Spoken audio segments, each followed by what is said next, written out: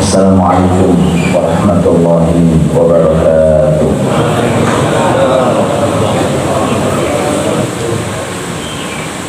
Alhamdulillah alladzi biyadihi kullu syai' wa ilayhi yarji'u kullu syai' wa 'alayhi yatawakkal kullu syai'. Allahumma ya Rabb kulli syai' salli wa sallim wa barik ala habibina wa nabiyyina maulana Muhammad النبي الأمي الحبيب العالي القدر العظيم الجاه وعلى آله وصحبه وسلم وعلى سائر آبائه وإخوانه من الأنبياء والمرسلين ومن تبعهم بإحسان إلى يوم الدين وعلينا معهم وفيهم برحمتك يا أرحم الراحمين. سبحانك لا علم لنا إلا ما علمتنا إنك أنت العليم الحكيم وتب علينا إنك أنت التواب الرحيم. أما بعد. Di dalam kitab Lughatul Hadis,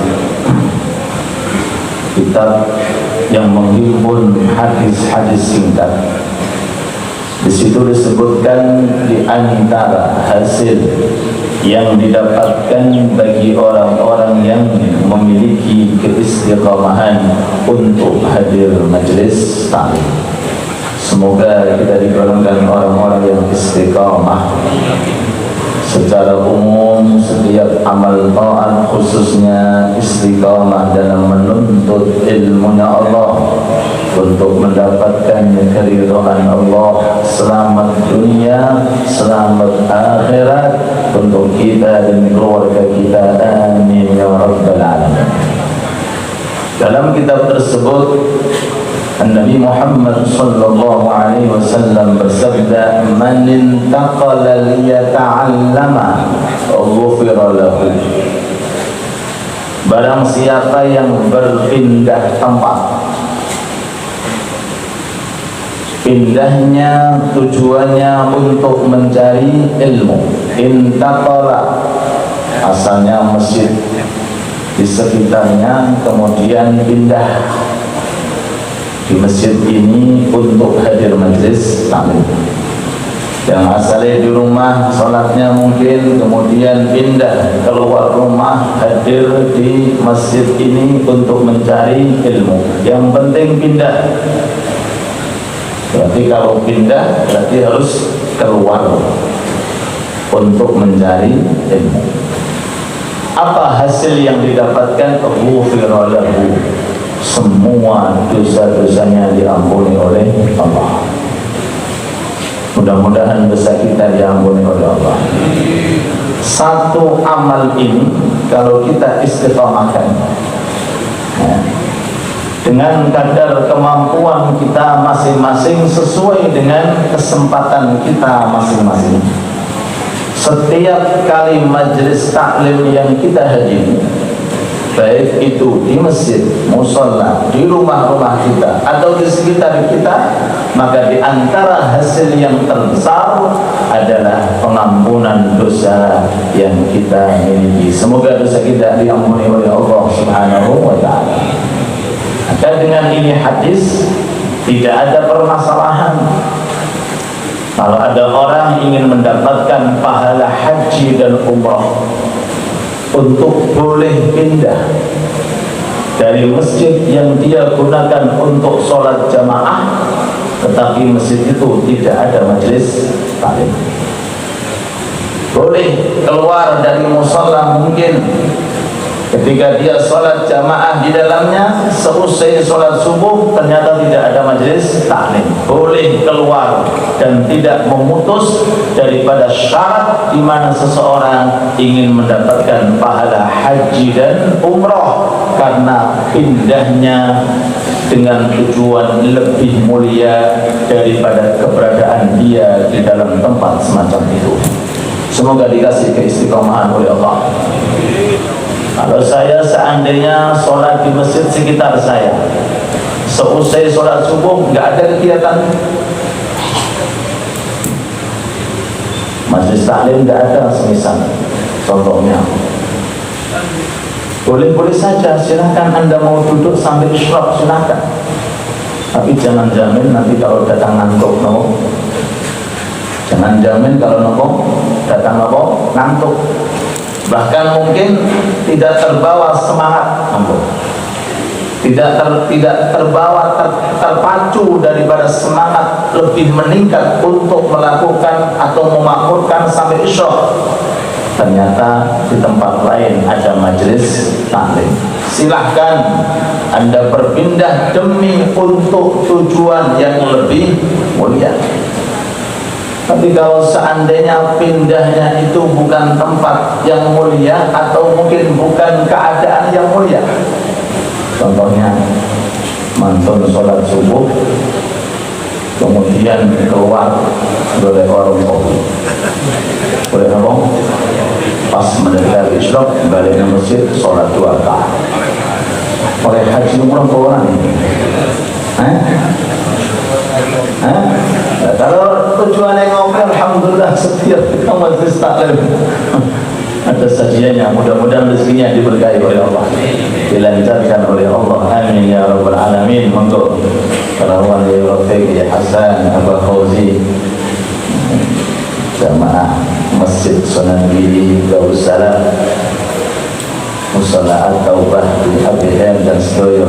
Mudah-mudahan dengan kehadiran beliau-beliau dan semuanya Allah memberikan tambahan berkah untuk ABR secara umum dan khususnya untuk masjid sekitarnya. Amin amin ya rabbal alamin beserta musalla. Amin ya rabbal alamin. Sebelum memasuki daripada hikmah yang ke 198,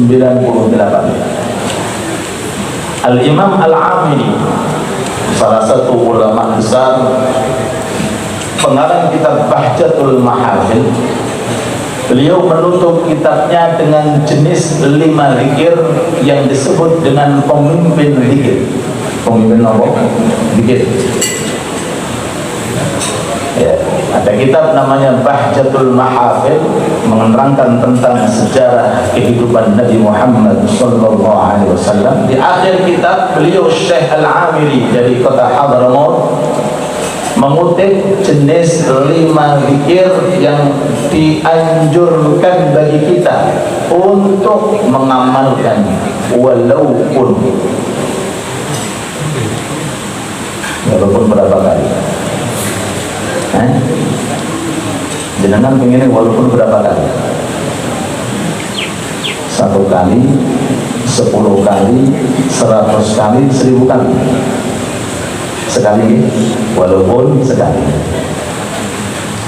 Yang pertama, Sayyidut Tahlil, pemimpin tahlil. Apa itu? Yang sering-sering kita baca setelah sholat. La ilaha illallah wahdahu la syarika lah, lahul mulku wa lahul hamdu yuhyi wa yumiit wa huwa ala kulli syai'in qadir. Ini sebutannya Sayyidut Tahlil. Kalau la ilaha illallah kan tahlil secara singkat, tapi wonten tambahan ini. Dan tambahan ini yang menunjukkan kualitasnya yang ada di dalam tahlil, walaupun kalimat tahlil sudah cukup untuk menguatkan keimanan kita kepada Allah Subhanahu wa ta'ala. Hanya di daerah Gresik sekitarnya, wabil khusus yang sanad keilmuannya kembali pada para habaib secara khusus, itu biasanya pungkasannya majelis diaturi zikrul jalalah. Kata setiap akhir majelis ini selalu beliau Rafiq mentalkin dan menuntun zikrul jalalah, kalimah tauhid, tujuannya agar kita wafat nanti insyaallah dalam kondisi husnul khatimah. Dibaca berapa kali? Berapa kali, Pak? Yang penting dibaca minimalnya 10 kali. Pinten Pak? 10 kali minimalnya. Maksimalnya tidak ada batas, tidak terhingga. Ini namanya apa? Sayyidul tahlil. Semoga diamalkan, diistiqomahkan. Amin ya rabbal. Nah, jenengan tambahin sedikit. Wa huwa hayyun la yamut biyadihil khair. La ilaha illallah wahdahu la syarika lah, lahul mulku wa lahul hamdu yuhyi wa yumiit wa huwa hayyun la yamut biyadihil khair wa huwa ala kulli syai'in qadir. Jenengan baca ketika lewat pasar. Lewat pasar. Betul, ketika pas lewat pasar, biasanya kan ada jalan kanan kiri, biasanya pasar. Jenengan lewat, jenengan wawas.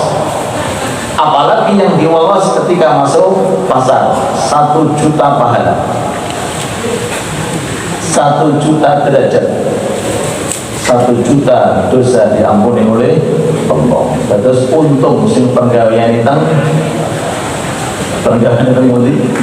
pasar, yang jualan di dalamnya, yang mungkin sering belanja untuk kebutuhan keluarganya, bahkan mungkin bisa dimanfaatkan. Mungkin ada 2 jalan, jalan sini nggak ada pasarnya, jalan sini ada pasarnya, milih sing jalan wonten pasar. Itu tujuan ini belum khusus ketika tengahnya jenengan misalnya belum perlu kan, itu kan pasar, itu langganan pulau. Bismillah, 1 juta nopo pahala diampuni oleh Allah, 1 juta derajat dinaikkan oleh Allah, dan 1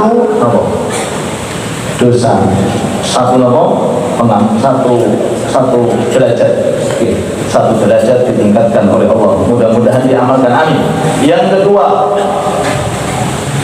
ada namanya Sayyidul Istighfar, yang sering kita kenal. Allahumma anta rabbi la ilaha illa anta khalaqtani. Termasuk juga lagi rabbi ufirli warhamni wa tub alayya innaka antat tawwabur.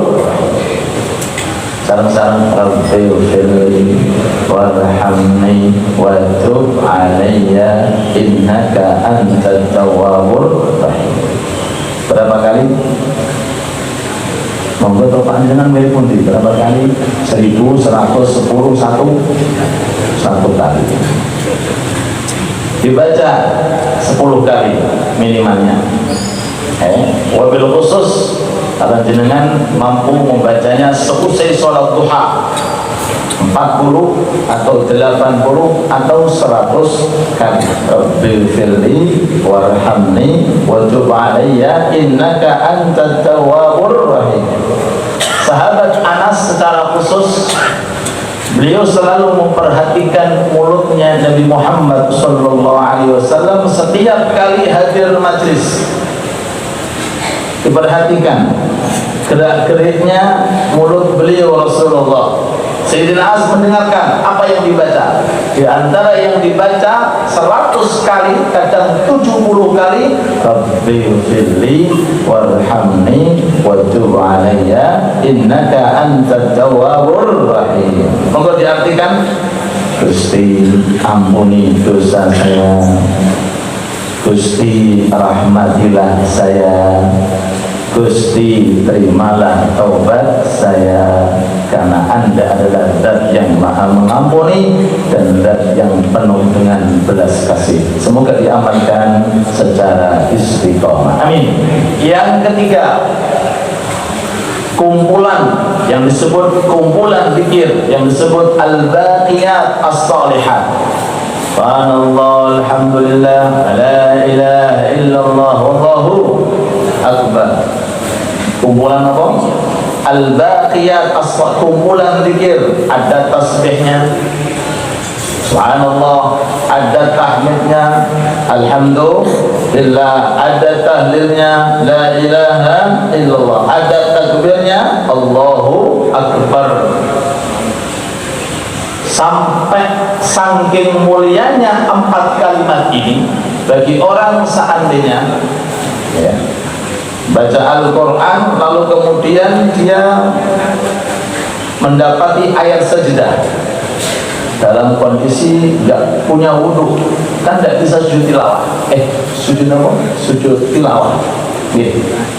Maka dia cukup baca subhanallah, alhamdulillah, la ilaha illallah, Allahu, dibaca 4 kali sudah bisa menempati sujud tilawah. Satu. Yang kedua, ada orang niat i'tikaf masuk ke dalam masjid, ternyata dia tidak pakai wudu. Tidak pakai apa? Kan i'tikaf nggak harus wudu, bro. Yang penting tidak hadas besar. Bahkan i'tikaf sah walaupun dalam kondisi tertidur. Tertidur. Yang penting ketika masuk masjid ada niat nawaitul ya, apalagi dinagari, maka jatuhnya di atas 70 kali ya i'tikaf. Monggo sareng-sareng nggih sing dereng niat i'tikaf saat ini niat i'tikaf. Ternyata masuk ke dalam masjid mungkin pas, maaf, ada majelis taklim. Atau mungkin saya masuknya di waktu-waktu menurut sebagian ulama nggak boleh sholat. Apa itu ba'dal asar, apa itu ba'dal fajar. Atau pas masuk dalam kondisi boten gadai wudu, maka baca. Kalau suci bacanya 3 kali, kalau hadas bacanya 4 kali, seperti yang diterangkan oleh Imam Ghazali. Subhanallah, alhamdulillah, la ilaha illallah, Allahu akbar. 3 kali sudah menempati tahiyat sholat, tahiyat al-masjid. Bagi yang wudu, bagi yang hadas 4 kali sudah bisa menempati senilai orang mendapatkan sholat fadilah tahiyatul masjid. Alhamdulillah. Ini saking keutamaannya sehingga di dalam Al-Quran disebutkan wal baqiyatus shalihat khairun inda rabbika thawaban wa khairun amala. Yang keberapa lagi? Yang ketiga. Ya. Yang pertama tadi Sayyidul Tahlil, yang kedua Sayyidul Istighfar, yang ketiga Sayyidul A'mal Salihah, yang keempat yaitu zikir yang barusan kita baca. Subhanallah wa bihamdi subhanallahil azim. Subhanallah wa bihamdi subhanallahil azim. Mirip, sama, cuma lafale beda. Nah, sehingga jenengan seandainya gadai waktu sing panjang, masa sing kathah, jangan satu zikir jenengan fokus. Nek saged semua zikir, wabil khusus yang datang dari Nabi Muhammad SAW ada jadwal tersendiri supados angsal barokah dari apa yang keluar dari lisannya Nabi Muhammad sallallahu alaihi wasallam. Kan kata walau jenis zikir kan kuatah sangat dan lafalnya beda-beda, walaupun kalau kita hayati maknanya sama, cuma lafalnya beda-beda. Subhanallah wa bihamdi subhanallahil azim, apalagi ada tambahan astaghfirullah, dibaca 10 kali, kalau bisa sampai 100 kali. Yang terakhir Sayyidus Sholawat, pemimpin daripada sholawat, di atas semua sholawat. Kita tahu sholawat Qamaril Wujud, rangkitan daripada Habib Abu Bakar Bersih. Allahumma salli ala sayyidina Muhammad Qamaril Wujud fi hadzal yawm wa fi kulli yawmin wa fil yawmil maw'ud sirran wa jahra fid dunya wal ukhra. Untuk sholawat namanya Qamaril Wujud, terkenal masyhur sampai di luar Indonesia. Kalau ada kata-kata sholawat Qamaril Wujud, pasti yang diingat adalah Habib Abu Bakar, wali yang ada di kota Gresik. Saya wonten malih sholawat naminipun sholawatul mansuk, karya daripada santri beliau Habib Soleh Tanggul Al-Hamid. Allahumma salli ala sayyidina Muhammad salatan taghfir biha dzunub, tuslih biha al-qulub, tamtaliku biha al-'usub, wa talinu biha as-su'ub, wa ala alihi wa sahbihi wa man ilaihi mansub. Dan kata malih sholawat tibil qulub, sholawat munjiat, sholawat al-fatihah. Di atas itu Sholawat yang jenengan baca setiap kali tasyahud, khususnya di tasyahud akhir. Apa itu namanya? Sholawat Ibrahimiyah. Itu langsung datang dari Rasulullah. Kalau sholawat yang barusan kita sebutkan, Qamarul Wujud, Maqam Mansub, itu adalah rangkaian para ulama atas kecintaan beliau kepada Nabi Muhammad SAW. Jangan itu seneng kali nyonya jenengan, mesti jenengan punya kata-kata tersendiri. Kita apa betul? Kita apa betul? Seneng bujur apa betul? Orang aku gitu ini. Kata-katanya indah untuk memuji kekasih para aulia, enggak dari sholawat piyambak karena memang terketuk hatinya. Uraian dari kata-kata mutiara karena keluarnya dari hati yang sangat cinta kepada sang kekasih, yaitu Nabi Muhammad Sallallahu Alaihi Wasallam. Jadi tidak hanya sholawat yang datang dari Nabi saja, intinya pokoknya tidak keluar dari makna-makna sholawat dan salam kepada Nabi kita Muhammad Sallallahu Alaihi Wasallam.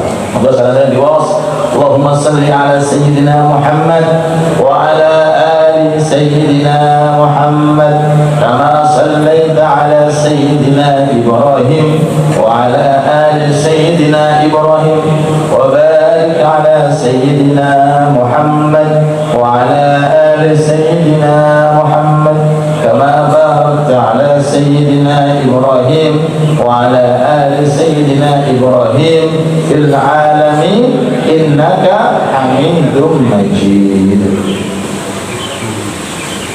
Di dalam hadisnya memang tidak ada penyebutan Sayyidina, sehingga sebagian ulama khusus ketika sholat nggak usah pakai Sayyidina, langsung Allahumma sholli ala Muhammad. Tapi kalau di luar sholat silahkan Anda pakai Sayyidina. Tujuannya apa? Tadi ingin dapat keberkahan langsung dari apa yang datang dari Nabi Muhammad SAW. Sebagian buatan aku gak ego, nopo ke hati, nopo buka hati, nopo ke ego. Allahumma sholli ala Muhammad itu sopo, Muhammad tok ini. Jadi pembahasannya bukan masalah hadis, masalah adab, masalah apa? Masalah akhlak. Nah ini kalau seandainya jangan dari bapak diceluk namanya, itu apa itu? Mesti kan bapak, mungkin tidak langsung namanya. Joni apa sih namanya? Ini, untuk ini tuh bapak kalau diceluk apa? Jadi Kanjeng Nabi di atas segala-galanya. Ini sebagian ulama, aku tetap pakai Sayyidina. Walaupun di dalam hadisnya tidak pakai Sayyid. Kembali kepada hati, perasaan kembali kepada hati tanpa menyalahkan, tetap membenarkan pas hadisnya memang tanpa Sayyidina. Nah, sehingga dari ini perbedaan timbul dua istilah dalam kita bermuamalah. Satu, imtithalul awamir, ikut perintah. Ikut apa? Perintah. Datang bapak ngomong kepada anak, kita umbil bapak itu menunjuk, anaknya pun menunjuk, anak ikut perintah sehingga diunjuk sih, bapaknya belum apa, bapaknya belum minum tapi karena diperintah, apa kata, namanya perintah. Akhirnya anak apa menunjuk, salah mau bener apa salah, orang kompak bener. Sebab apa? Ikut perintah itu bapak. Yang kedua namanya sulukul adab. Diperintah sama bapaknya untuk minum kopi, belum diminum bapaknya, ngapunten Pak, jenengan begini. Loh, ayo, boten bangun. Pulau boten wantun. Sebab apa? Jenengan lebih tua daripada saya. Bener apa salah?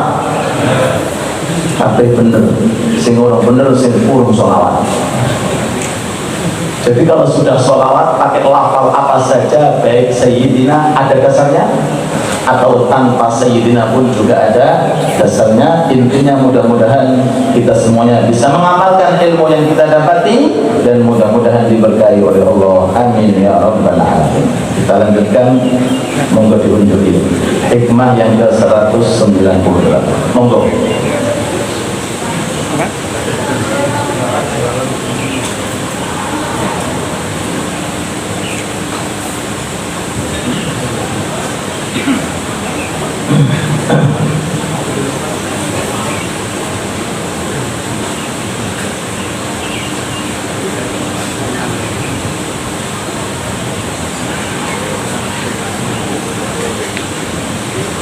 Bismillahirrahmanirrahim. Monggo yang mungkin ada kitabnya atau mungkin di aplikasi HP-nya. Hikmah yang ke 198,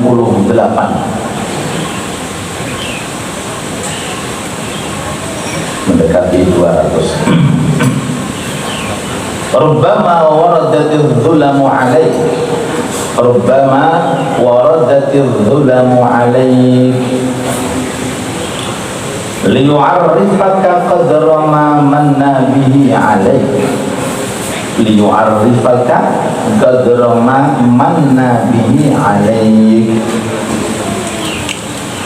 Rubbama waradatil dhulamu alaik, terkadang, rubbama waradat, terkadang terjadi dalam diri manusia hal-hal yang membuat hati itu gelap. Hati nopo? Gelap. Maksiat. Itu kan yang menyebabkan hati ini petang, hati-hati ini gelap. Maksiat, nopo ghaflah, ghaflah itu lalai kepada Allah. Nopo hal-hal yang menimbulkan kecintaan suatu nafsu yang mengakibatkan beratnya seseorang untuk ibadah kepada Allah. Kadang-kadang terjadi hal semacam itu. Kadang-kadang aku langganan Allah. Terkadang ada. Jadi bahasanya itu kejelok, apa nih, kesandung. Cara diterjemahkan tibu, jatuh. Oke, terpeleset. Namanya manusia, khuliqal insanu lemah. Malaikat tidak pernah maksiat. Kenapa tidak pernah maksiat? Allah menginginkan malaikat tidak mau maksiat.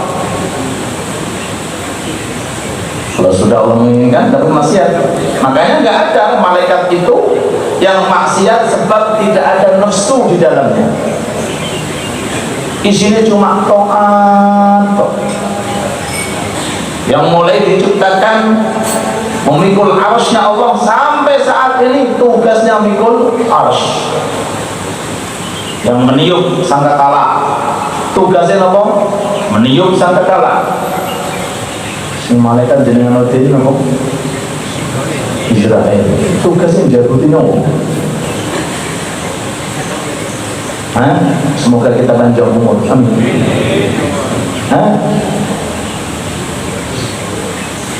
La ya'sunallah ma amaru. Tidak pernah maksiat. Tidak pernah maksiat. Jenis makhluk arupi malaikat itu isinya cuma to'at, tidak pernah maksiat. Tapi masih kalah dengan Bani Adam kalau punya keistiqomahan dalam to'at sehingga bisa mengalahkan nafsunya, nilai kedudukannya di atas daripada para malaikat. Kita lanjut. Rubbama waradatul dhulamu alaih, terkadang manusia itu terjerumus dalam hal-hal yang membuat hati ini gelap. Maksiat, berpolatorake, ghaflah, lalai kepada Allah, tidak mau ingat kepada Allah, atau hal-hal yang menjadi kesukaan daripada hawa nesu, senang dipuji. Niku senangane nesu Pak. Napa? Senengane napa? Jenengan itu senang dipuji atau senang dihina? Sing jujur, disanjung, itu senang. Itu kesenangan nesu. Diwahkan, itu senang kesenangan nesu. Nah, itu termasuk hal-hal yang menyebabkan hati apa ini gelap. Semoga dijaga oleh Allah. Amin. Makanya penting kita ngaji tadi malam saya sampaikan, di antara pujian yang berat itu bukan kok musibah. Orang yang istiqomah dalam suatu ibadah kan merasa dirinya mulia, tidak pernah meninggalkan sholat. Wahai jamaah bisa jamaah, wahai ngaji bisa ngaji, walaupun kan tahajud tiap malam bisa. Awas, itu adalah salah satu bentuk ujian. Sadar, Allah bisa menghancurkan melalui program istiqomah. Caranya bagaimana? Gampang bagi Allah. Keluar dari jamaah, lihat tukang nyapu. Keluar dari ngaji, lihat tukang sapu di tengah jalan. Oh ya, ngaji berangkat langsung selesai urusannya. Capeknya, letihnya hilang, pahalanya. Kenapa? Nah, penyakit hati kalau sudah masuk medeni dia. La ilaha illallah Muhammad. Maka sekali lagi fokus di awal kita membaca iftitah sebelum Fatihah. Inna salati wa nusuki wa mahyaya wa mamati lillahi rabbil. Sholat kulo sedangkan sholat wajib nopo sing sunat semuanya nakirah dimudhafkan kepada ma'rifat dalla alal umum. Semua sholatku tanpa terkecuali yang isinya takbir sampai salam, ada fatihahnya, ada sholatnya, ada semuanya lillah, milik sinten? Kurang mantap, milik Allah. Kita nggak punya apa-apa. Kalau kita bangga dengan zatnya sholat itu, walaupun kita tidak melakukan, nah sholat itu sudah mulia karena itu ketaatan. Kalau kita bangga karena diri kita ini siapa? Kalau bukan karena kehendak Allah Subhanahu wa ta'ala. Wal nusuki, apa maknanya? Nusuk. Kalau di dalam ilmu fikih dikhususkan kata-kata nusuk untuk masalah haji, nusuk. Tapi kalau secara umum semua rangkaian ibadah, langkah panjenengan, berangkat panjenengan, duduk panjenengan, semua wa nusuki wa mahyaya. Apa artinya? Hidupku yang di dalamnya ada ini itu, wa mamati. Apa artinya? Ini kita arti. Wa mamati. Kok kita agak semangat? Wa mamati. Matiku. Tinggal ngomong matiku kok artinya? Matiku. Gelem gak gelem? Berangkat ya. Wa mamati, bahkan matiku pun pula di alam barzakh kita standby. Itu semuanya lillahi rabbil alamin. Sekali lagi hadirkan makna-makna kesertaan Allah dalam setiap kita melakukan amal soleh agar terhindar dari sifat yang namanya sifat ujub. Mari kita lanjutkan. Rubbama waradadul dhulamu alaih, terkadang terjerumus bagi seseorang dalam hatinya ada hal yang menggelapkan. Liyu'arrifaka, Allah punya tujuan. Kenapa anda maksiat? Allah Masya Allah. Kenapa Anda ghaflah? Kenapa Anda saat itu jauh dari Allah? Allah punya maksud, punya tujuan. Apa tujuannya? Liyu'arrifaka, supaya Allah mengenalkanmu man nabi alaik, anugerah taubat setelah maksiat, anugerah istiqamah setelah melakukan hal yang jauh dari agama. Allahumma shalli ala Muhammad. Jadi ahli taat, tapi karena maksiat terlebih dahulu. Tapi awas lagi, coba tinggal ya kami maksiat si aku, tak masuk. Oh ya, jangan ngomongin. Maksudnya itu ngapunten, yang hadir tahu kondisi masing-masing. Saya nggak buka kartu, nopo, bukan buka nopo kartu. Jenengan nggak ada kartu, saya pun juga punya kartu. Biar koyo opo, mana loh Pak? Paham gak? Aku tapi bukan buka kartu gak? Semuanya punya kartu. Sadar. Biar aku nengdi, mana loh Pak? Dahulu. Mana subuh jangan nengdi. Kok menang kafe? Mantan subuh dulu. Sebelum mesin APR dibangun dulu. Dengan temudi. Sing jujur temudi. Lo sama kita temudi. Lo yang dulu mungkin belum bisa melakukan jamaah sama yang melakukan, dan yang dulu mungkin belum bisa aktif ngaji sama yang bisa aktif. Berarti ada tujuan tersendiri.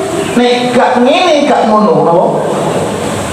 Nek gak ngene gak ngono. Sama ujian dan cobaan yang kita alami, tujuannya apa?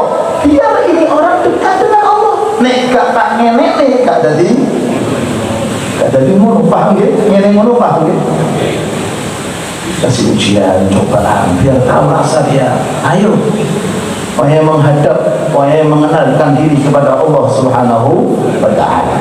Mudah-mudahan ilmu kita diberkahi oleh Allah. Amin ya rabbal alamin. Dari ini keterangan. Sebelum kita lanjutkan sesi tanya jawab, dari ini keterangan, mari kita memohon kepada Allah, mudah-mudahan terus diguyur rahmatnya Allah, terus diguyur pengampunannya Allah, terus diguyur hujan-hujan rahmat dari Allah. Sebagaimana kita lihat dengan datangnya air hujan, Masya Allah, tumbuh-tumbuhan mulai semi, mulai tumbuh. Itu baru di dunia, baru urusan bumi. Bagaimana dengan urusan hati kita? Kalau diguyur rahmatnya Allah, diguyur pengampunannya Allah, insya Allah tambah semangat dalam menuntut ilmu, dalam beribadah kepada Allah. Amin ya rabbal alamin. Ya Arhamar